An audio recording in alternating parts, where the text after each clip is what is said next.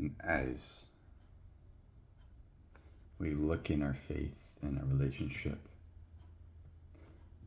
to Jesus Christ, we look at, do we truly believe in our hearts in the resurrection? Do we believe, one, that Jesus was a real person? Okay, check that off. Check. Cool, he's a great person. Do we believe he's a great teacher? We can look at some of the things he shared. Yeah. Okay. But 3, do we believe he was truly God in the flesh? Not just a God or one of the gods, the only true God. And is our faith in him that changes everything in our personal lives? So we can look at his teachings. We can read every verse he has shared to us.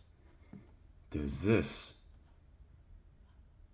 fulfill the historical fact that he was risen? Meaning, did he prophesize, 1, his death, and 2, his resurrection? Yes, he did.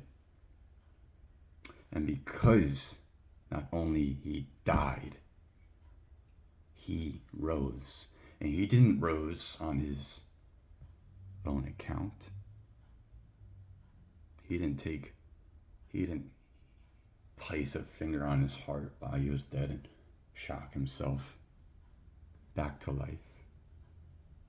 What brought him back to life is the man, or very much the Spirit, or the God that sent him first, knowing what would happen, knowing the divine will of Jesus Christ.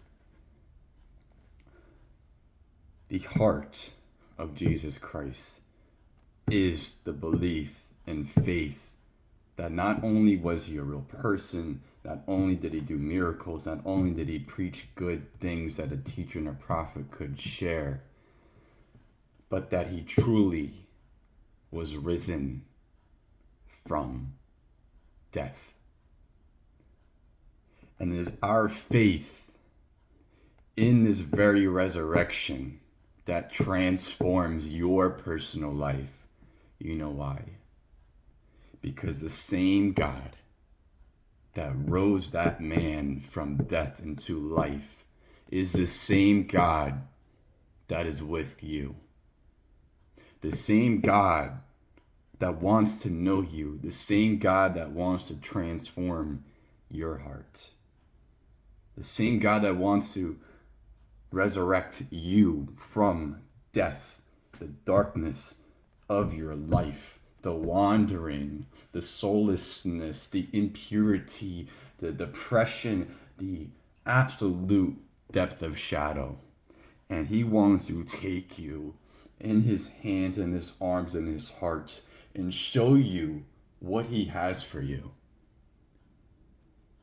And you cannot get there through any other person or religion, meditation, exercise. There is no other route. Because again, the truth that Jesus rose from the dead means that everything else therefore is true. Then as he said, Jesus, I am the way, I am the truth, and I am the life. And nobody comes through the Father except through me.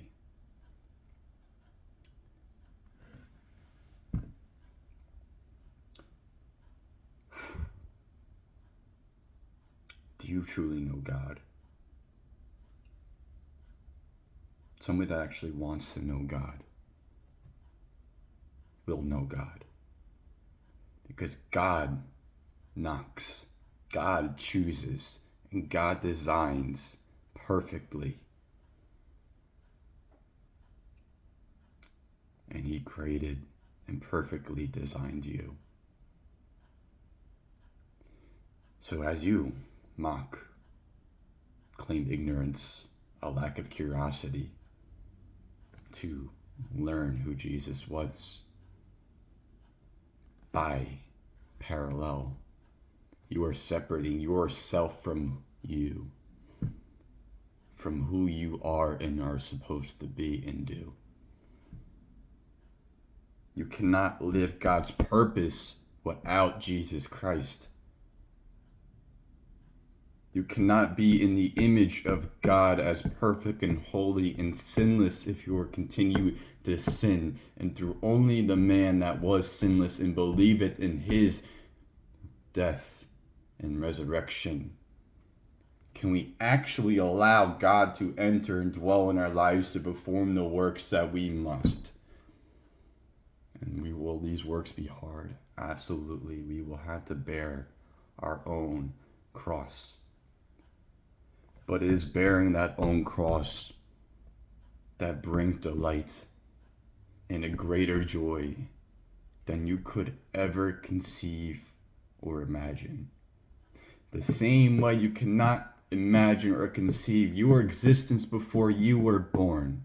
And the only man that could conceive your existence and design before you were born is the very man that created you. And the very man that rose Jesus from the dead. If you want to know who you are, look at Jesus Christ. Don't look at anybody else.